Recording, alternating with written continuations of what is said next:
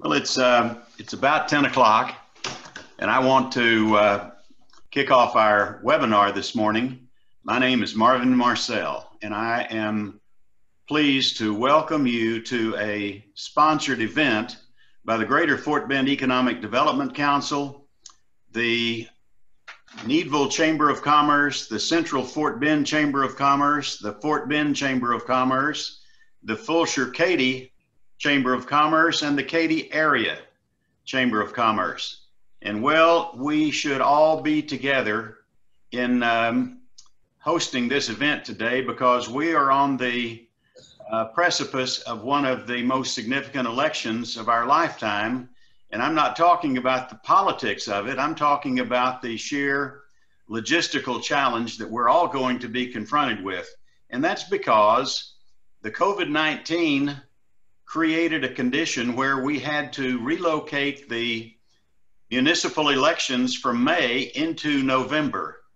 And this year we will have the federal, the state, the county, plus municipal elections and attendant propositions that go with those. And that's going to create a ballot that is historic in being lengthy. Now, in addition to that, there are also some logistical changes as far as the voting machine changing, the paper ballot that's been introduced, and a number of other things like that that our speaker is going to be addressing in a little bit more detail. But the fact is, we just accept that these are lengthy and historic issues for people to deal with. And the organizations that are sponsoring this event today are all about trying to serve our members. And one way we serve our members is by trying to simplify and in this case to educate in a public forum so that people know what to expect when they arrive at the polling place. It will be different, and that's one of the reasons that we want to host this event this morning so that you can be prepared and not be off-put by what you run into. And so today's webinar addresses that public education need. And I'm going to take a moment to just tell you that we're very fortunate that our county has made available to us one of the top election administrators. And I say that because this is a man who has committed his entire career to being involved in the elections process. Matter of fact, he was involved in the elections process some 20 years ago and made a trip to this part of the country, fell in love with it, and decided he wanted to live here. And he was thereupon hired by Fort Bend County and has since been the elections administrator.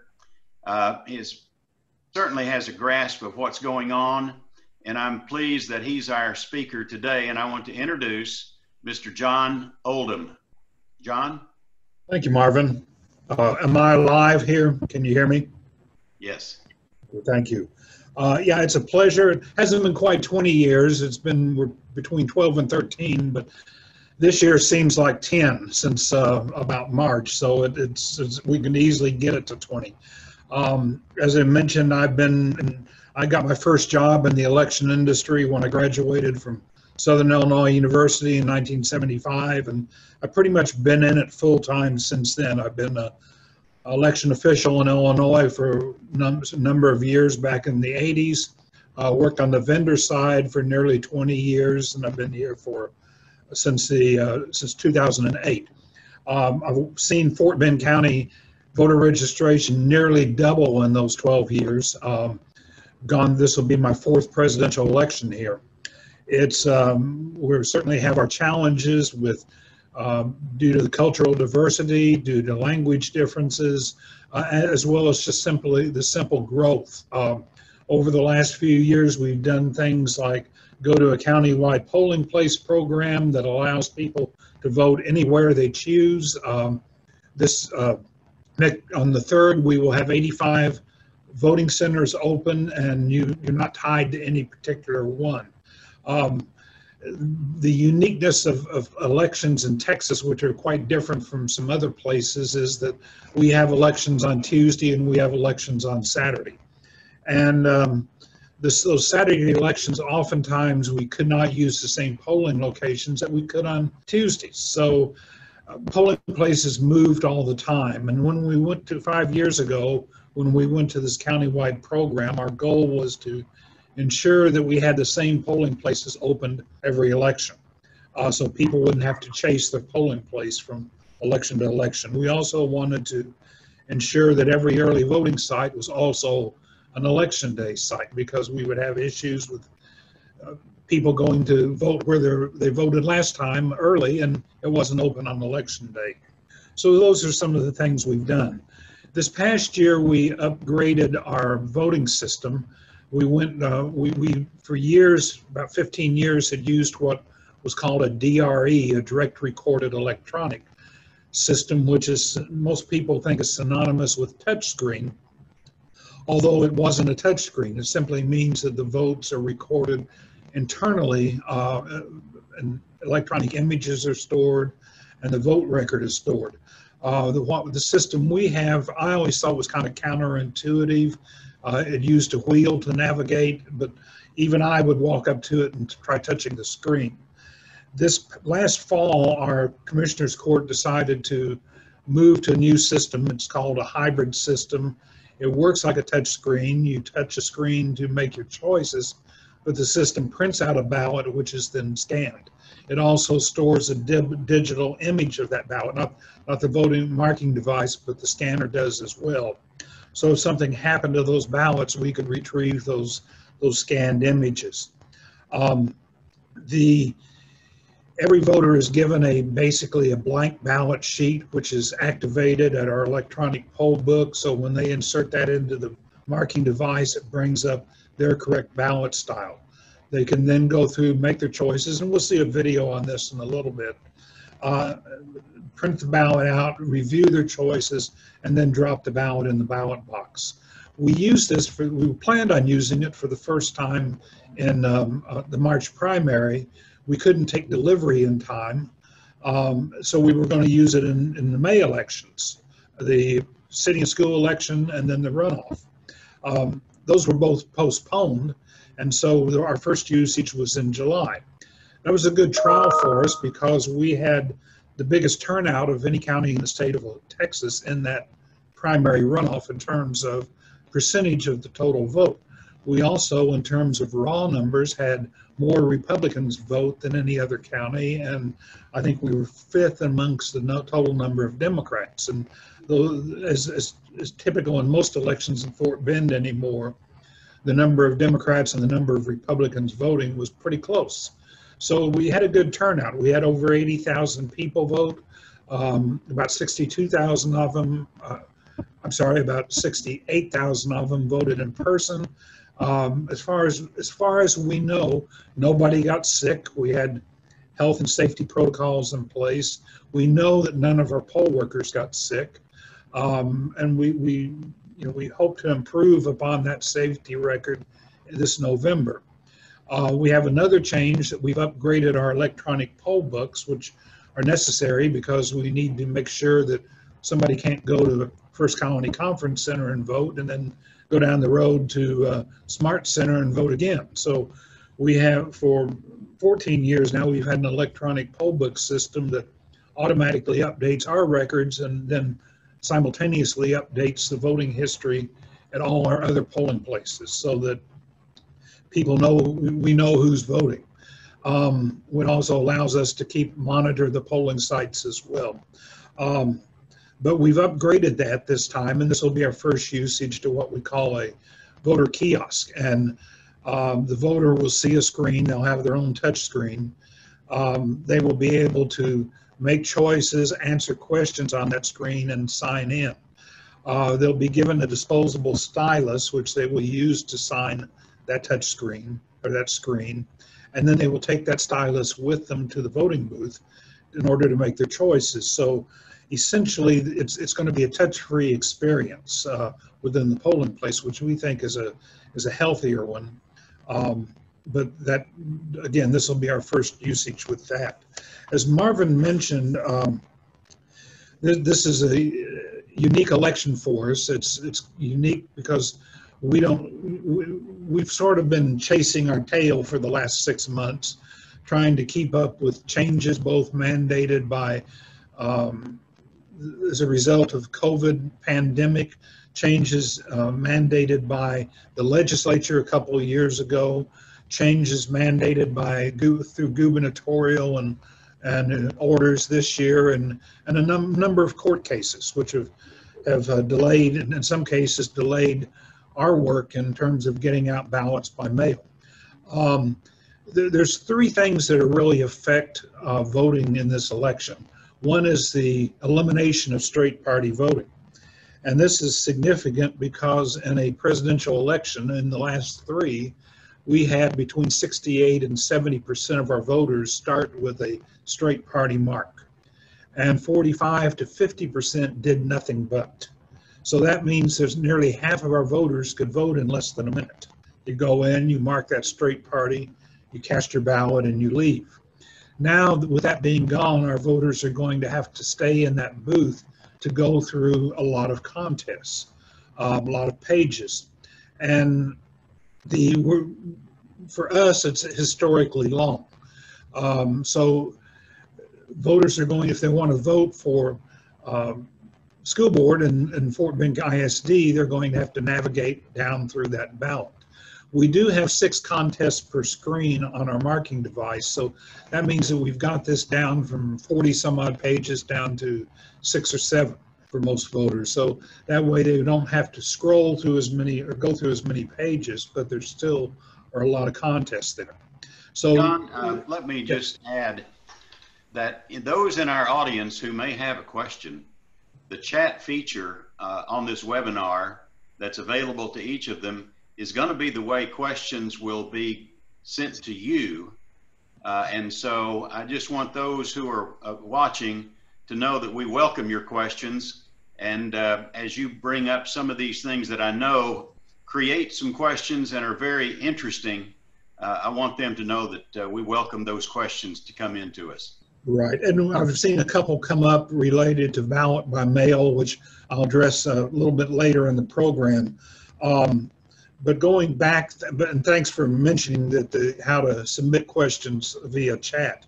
I just have to keep putting my glasses on and off. So, but anyway, straight party affects the amount of time that we spend in a voting booth. And then now we add to that the fact that we have an historically long ballot. I think we have a slide here that I sent over yesterday. If we can pop that up, it lists the jurisdictions who are holding elections. Every school district in this county, with the exception of,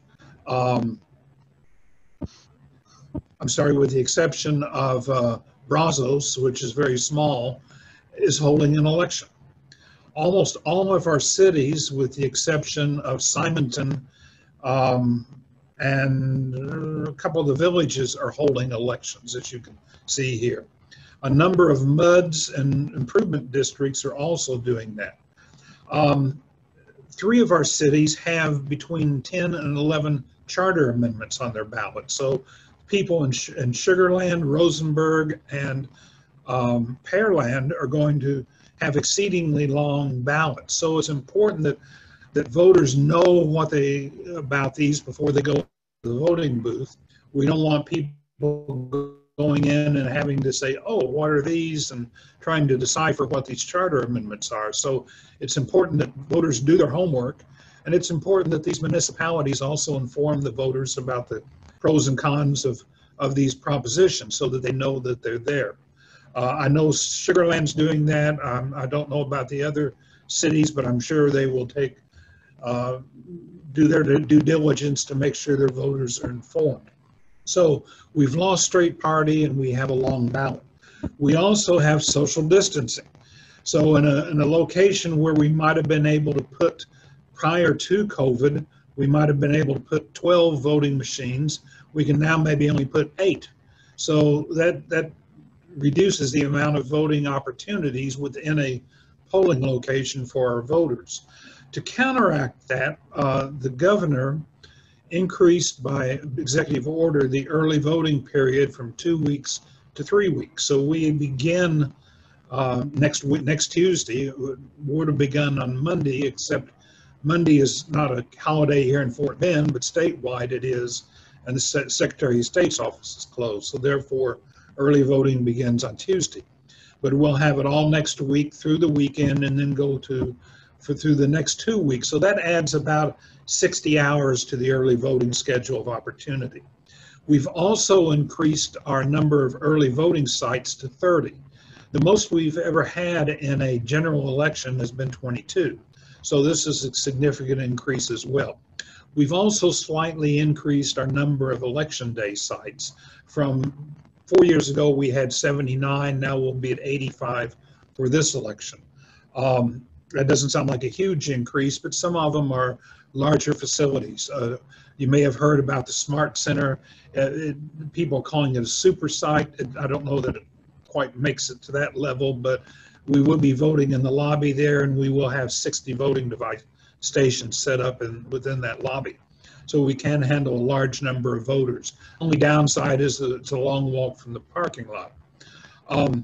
We've added a new site at a academy on Bel Air off of 99. We have a whole gymnasium available to us. We'll have quite a bit of equipment there. Fort Bend ISD has been over backwards to try to accommodate, and with their schools, and for example, some of the sites where we used to be in a lobby, they're going to make the gym or some other facility available to us so we can accommodate more equipment. Everybody's in this together, and everybody's been trying to do their part. While we're on the subject of voting in person, can we go ahead and run that film or the video on the voting equipment? And then we'll go on from there to ballot by mail. Welcome to Express Vote Universal Voting System, which can be used by all voters, including those with special needs, to make their selections. Please take a few moments to watch this video to learn how to make your selections quickly and easily. Step 1. Insert Vote Session Activator card. First, insert the Vote Session Activator card you received at check-in into the slot on the Express Vote device. Align the corner cut on the card with the corner cut on the unit as shown. Step 2. Touch Selections. Next, make your selections on the touchscreen by touching the box with the candidate's name. Once chosen, your selection will change colors. You can easily navigate through the election contests by touching the options labeled Next and Previous. You may change the language displayed by pressing Languages at the top of the screen. The language displayed can be changed at any time when voting. If you have visual limitations, you can use the contrast option to change the screen to high contrast black and white. Selecting the zoom function makes the text appear larger on the screen. Step 3. Verify selections. After you have made all of your selections, it's time to review them on screen to confirm your choices. Once satisfied with your selections, print your card by navigating to the next screen. Print your card by touching the Print Card option. Your printed card will be returned to you from the same slot on the front of the Express Vote device. Step 4. Scan. Now it's time to insert your voted card into the DS200 digital scanner to cast your selections. Thank you for taking the time to learn how to use the Express Vote Universal Voting System, enhancing your voting experience. For more information, visit ESSVote.com.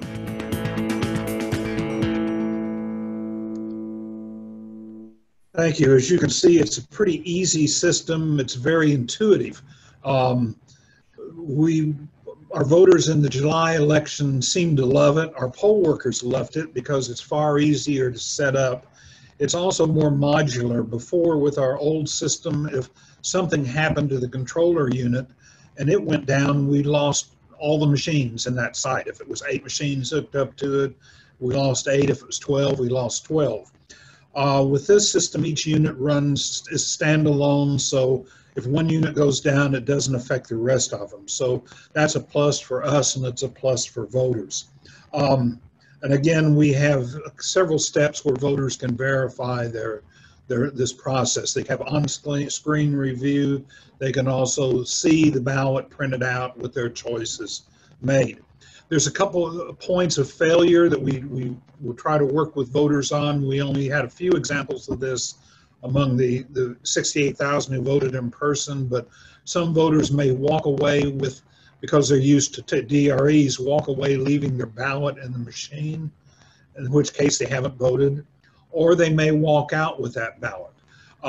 In our polling places, we're going to have people stationed near the DS200 scanner, so that we'll do our best to catch people before they go out the door. There will be only one exit to our polling places, so that they have to walk past these scanners in order to leave. We also have signage within each voting booth. Basically two things there. One is a list of certified write-in candidates, and the other is a warning that you haven't voted until you've printed your ballot and deposited it in the scanner. So that's a little bit what election day is going to be like. We also have a number of safety protocols in place. Any site that does not have an automatic door, we will have somebody opening the door, because even in the best of condition, door handles are nasty. So we want to make sure that people don't have to handle things that they don't have to handle. We'll have hand sanitizer available, and that's the key product. As long as people sanitize their hands, they can go over and touch something and not contract anything. All our poll workers are provided with masks and face shields. One thing that we should make people aware is that under law, voters cannot be required to wear a mask. We have signage outside that says it's recommended. We have signage outside that says maintain a social distance. We will offer voters a mask if they come in without one, but we cannot compel, we can't deny somebody the right to vote because they refuse to wear a mask or because they refuse to use hand sanitizer. As I mentioned, they'll be given when they check in. Actually, we'll have where we used to have the poll workers scan their driver's license, we'll have the scanner positioned so that the voter can scan their own. If they have a license that won't scan, and about 25% of our license won't scan because we don't have the TDL number in our system, they have basically a stand where they can place their license, and the poll worker can take the information from it, fat finger it into the check-in station, and then the voter can take the card back. If, as you know, we have a photo ID law in Texas, people have to present a approved form of photo ID. The purpose is so they can verify identity. So poll workers do have the right to ask voters to lower their masks if they can't identify the voter otherwise, and that will happen, and that's going to happen all day long. Again, simply lower it for a moment and then pull it back up. So voters should be prepared for that. But again, using a stylus, this is largely touch-free. We also have a separate voting system that is a straight-up touchscreen that is used just for curbside voting. I'm personally not a big fan of curbside. It takes about 3 to 4 times as long to vote somebody curbside as it does doing it in the car.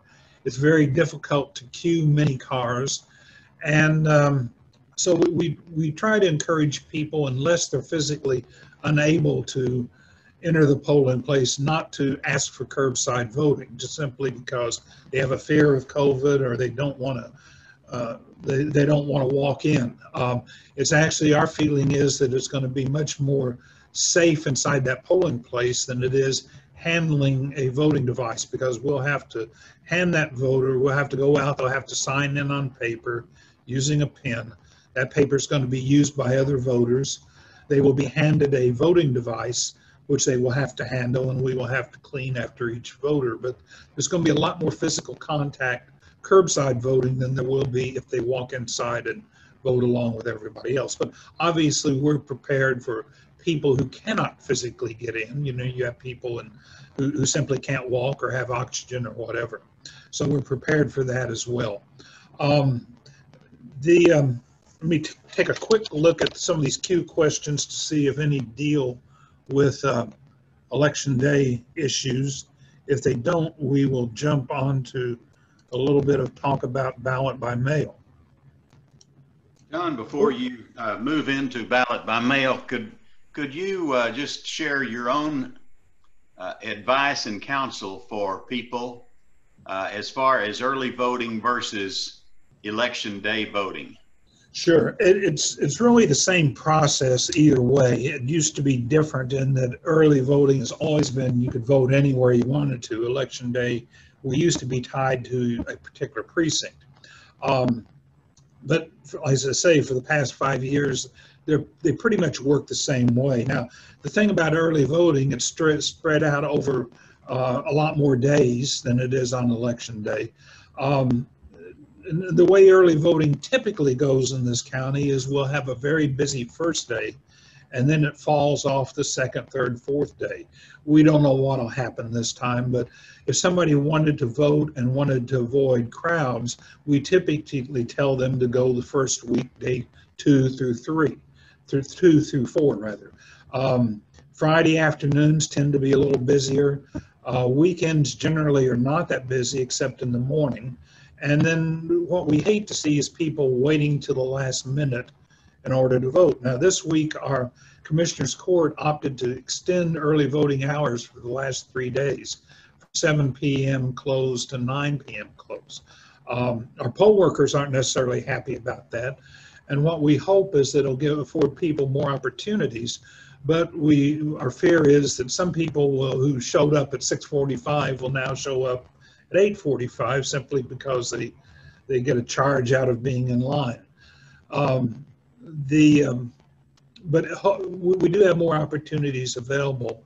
But if I'm a voter, I would avail myself of early voting. Now, because of this extra week of early voting, there's some voters who we may have some issues with. Our voter registration closed this past Monday. That was the last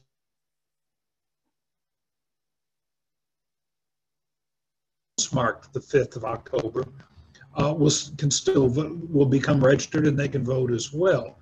Now, normally we have 2 weeks between that close and the start of early voting. Now we have 1 week. And so we have stacks of voter registration forms to be processed. We've been getting in probably in excess of 5,000 pieces of mail a day for the last week and a half, between ballot by mail applications and voter registration apps.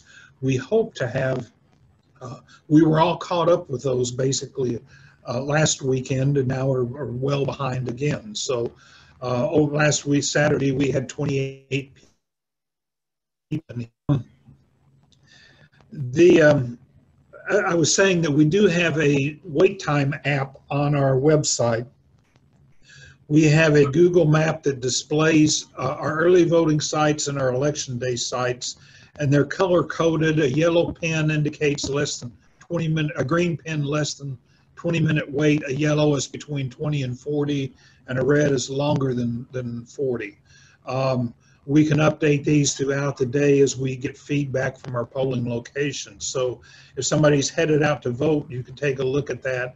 By the way, we've also mentioned, let me mention that our website for the last few weeks has had issues when people use Chrome.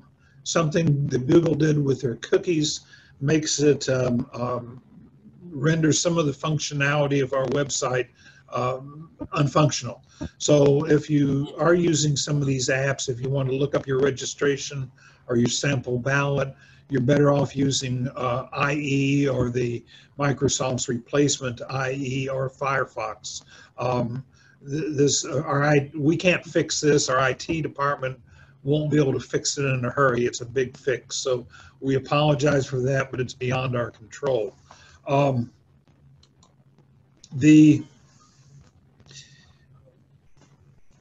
So does anybody have any other questions related to in-person voting?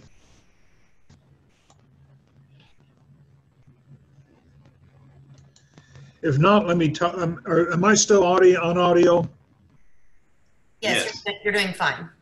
Yeah, the screen isn't acting correct, but I wasn't sure on the audio. We've had a tremendous surge in ballot by mail. We had somewhat of a surge for the runoff, but since then it's been a little crazy. The most ballots we've ever had applications for in a previous general election was a little over 17,000. We've already processed, as of yesterday, 33,000. We're probably over 35,000 at this moment. And we have gobs of them yet to do that are coming in every day. So we may wind up having over 40,000 ballot by mail applications before the polls ever open. People are doing this largely because they're concerned about safety, I think, within the polling place. We think it's safe in the polling place, but we also welcome those applications. We had a delay in mailing out ballots. We had to deal with 2 lawsuits. One was a suit that we didn't even know about till the verdict was rendered. To 2 Green Party candidates had been removed from the ballot. They filed suit, they won. So the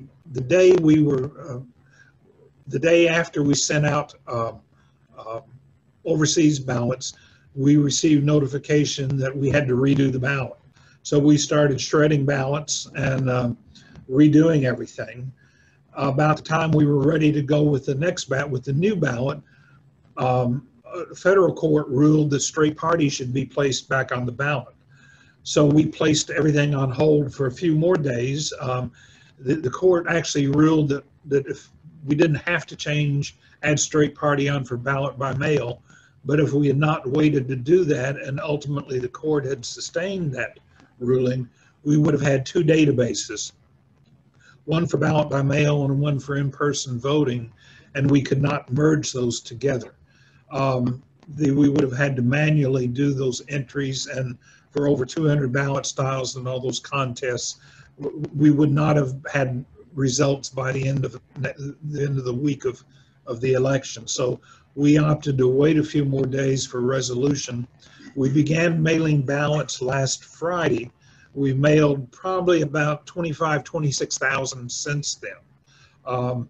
We had so many ready to go that they couldn't all be picked up at the same time, actually. So people are impatient. They're wondering where they are, but they're getting them now. And it seems like the turnaround is pretty good. We mailed the first batch were mailed last Friday, and we had ballots returned to us by the mail that had been voted on Monday. So people got them in one day and they got them back to us in one day. So if you're local, I think that tells us that it's safe, that you can safely mail that ballot back to us and we will receive it in a timely fashion. There are concerns. There's a lot of talk going back and forth about the safety and the validity of ballot by mail. There's also always been a lot of misinformation. It's surprising how many people will contact us and say, did my ballot count? And we'll say, sure. And they say, well, I always heard that you don't count those unless the contests are close, which is not true. They get processed. We'll actually start processing those things next week, the ones that have come in. They'll be counted by election day, and they'll be part of the early voting totals that we report at a few minutes after 7 on election day, or typically reported a few minutes after 7. The law changed a couple years ago so that we can accept ballots the day after the election if they're postmarked on election or before election day. The key there is that they bear a postmark. If they don't bear a postmark, we can't count them. So like anything else, and if it's a registration application or ballot by mail and you wait till the last minute to mail it, we always encourage people to take those envelopes inside a post office and ask for hand cancellation, because a lot of times the only postmark is the North Houston Post Center, Sort Center, and that may be a day or two after it hits Richmond or Rosenberg or Sugar Land. So ballot by mail, if you apply for a ballot by mail, if you receive your ballot by mail, if you vote your ballot and you return it, either in person or by mail, it's perfectly safe. It's secure. It's only if you let somebody else handle your ballot for you. Now that we know that has to happen with people who have disabilities, people who, many of our real senior citizens, people older than I, who may not be able to vote independently. But otherwise, if you don't want to let somebody from a political party or a candidate's team have your ballot or assist you with that ballot. It's just not good practice. Although legally they can do so. The only people that can't assist you with either voting in person or voting by mail is your employer, an agent of your employer, an agent of your labor union. So we feel voting by mail is safe. I used to be an election official in Illinois, and so I have seen ballot by mail abuse and ballot by mail fraud. It's fairly institutionalized in some portions of the state. However, it's not institutionalized in Fort Bend County. So we feel it's a safe alternative. And if a voter has received their ballot and they want to cancel it and vote in person, they can do so. The process goes quicker if they surrender that ballot in the polling place. However, they don't have to. So long as they've not returned it to us, it can be canceled. However, we discourage people from doing so because that is a more time-consuming process than simply checking in and voting. So if you're going through the process of canceling your ballot in a polling place, you're holding up that line for other voters. And again, we're seeing a quick turnaround right now on ballot by mail. We've already got a lot of them back in, even though we only started mailing last Friday. We also have a ballot drop-off. Texas law essentially says this. It says you can hand deliver, a voter himself can hand deliver his own ballot by mail to the office of the early voting clerk, which is me, on election day. By gubernatorial order, that was expanded to include the period of time after the ballot voter receives it. So if you received your ballot yesterday and you want to hand deliver it to our office in Rosenberg at 4520 Reading Road, you can do so. We've set up a table in the hallway inside the separate door. It's marked for ballot return. So the voters who want to do this don't have to come in, don't have to go through the lobby, don't have to go through security or through the temperature checks. They can simply walk in. We're set up about 5 feet inside the door. They will have to show ID and they will have to sign a roster. You can only return your ballots. You can't return your spouse's or your child's or your parents. So if you want to do in-person return and you have an elderly parent who can't walk into the building, bring them, pull up to the door, come inside, tell the people inside that the situation, and they'll come out and retrieve that ballot and gather that signature at that point. So we feel it's a safe alternative. It's just been a little overwhelming for us throughout this process due to the sheer volume of them and the fact that they're still coming in such volumes. John, you've done a great job of you've done a good job of sharing all of the various details about these various parameters that people can follow, whether it's by mail or in person. But can you tell from your own experience, if prior to this November 2020 experience, if you said that half of the votes took 1 minute, half of the votes in person took 1 minute because of straight party voting, all of a sudden it's going to take even longer, not counting the time you stand in line. And I just wonder if you have seen anything that would tell you, on average, you're expecting this to go from 1 minute to 10 minutes or some other number. We think 7 to 8 minutes. Again, that's going to largely be dependent. It's going to vary because some of our voters will have a state, federal ballot, county ballot, and maybe Fort Bend ISD or Lamar CISD, and that's it. But those who are in municipalities may have a much longer ballot. And When you get into the bond issues and the charter amendments, that's going to take longer to read if they're not prepared. Some people will go in and just vote for president and nothing else. We hope they go down through the ballot and vote, exercise their right to vote for a variety of things. I did see something come up on chat, and it says, is there a current or future plan to implement a countywide ballot tracking system with barcodes, etc.? We don't currently have one. We would like to have one. We started trying to look for something that we could integrate with our VR system so that we did not have to, we don't want a system that's going to be labor intensive that will have to cause us to enter data all night long. We wanted something that will integrate with our voter registration system, so when we scan a ballot envelope as it comes back in, it'll automatically update.